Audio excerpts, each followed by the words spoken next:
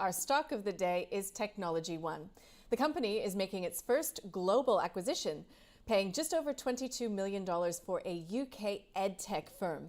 T&E will pay half up front, with the remainder being paid out based on the UK company making progressive earnouts. So that's the detail there on your screen. TechnologyOne shares, to timestamp this, just past the noon hour here in Sydney on this Friday, up by close to 3%. Rudi Filapek-Vandyck, FNArena. What do you make of it? Well, as everyone knows, I'm a shareholder, have been for quite a while, intend to be for a long while. Probably good to point out that this is an all-time high in the share price. And what that means is that it doesn't matter at which point one would have bought these shares, including this morning, we would always sit on a profit. And that's quite an achievement for a company that has been around for a very long time.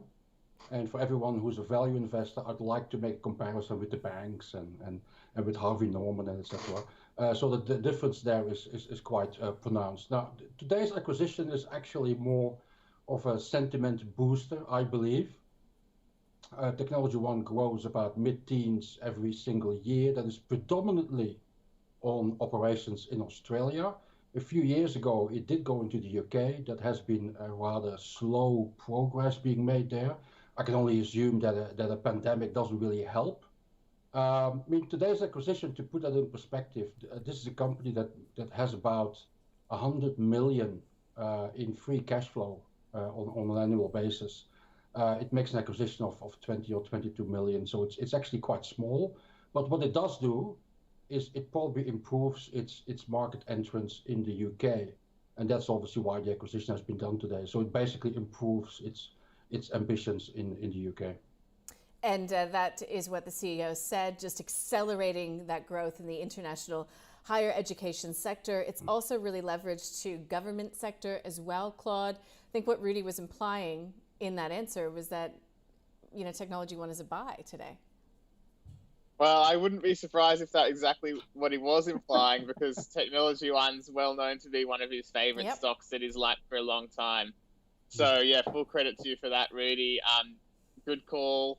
I agree with Rudi generally that this is a high quality business. It's one of the better ones. There are a few concerns some people have around the business.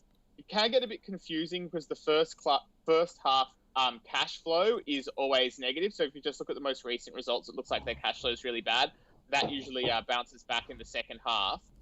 So it is a decent quality business. It's got sticky clients, it's enterprise software, so it has sticky software basically, and it's profitable, good margins. I think that when Rudi and I last talked about this one, I pointed out that they were sort of increasingly telling the story of being a recurring revenue business, high ARR growth as they convert clients to that. So that's a positive for it too. Having said that, I couldn't argue it's particularly cheap based on its most recent annualized recurring revenue. I think it's on about 20 times ARR, which is not really low, but it's not super high given that it's a fairly high quality business that has a long history of profitability. I think the final point, the final reason that I've always been a little bit cautious of this business, and I think I've probably just not appreciated that their software was better than I thought it was. It certainly is sticky, and also there's some stuff has come out in court, past employee disputes and stuff like that has reflected not so well on the CEO, which has given me some kind of pause there. So I'm not a shareholder myself, although I have to say, given this must be up about 300% since I first looked at it and decided it was too expensive all those years ago. Even though if I say today I still think it's too expensive, then you've got to remember that I've said that and been wrong in the past. So perhaps it's more of a hold for me based on price, but just with the caveat being I've said that incorrectly before. But Rudi, you don't mind paying for quality companies. I mean, I've known you long enough to know that, correct? Yes, that's correct. And the best strategy you have with companies like TechnologyOne is not to get too bamboozled by the numbers, because the numbers don't give you the true story. It's about having trust in management and having a long-term perspective. And as Claude said, I mean, and we will discuss a few other stocks today.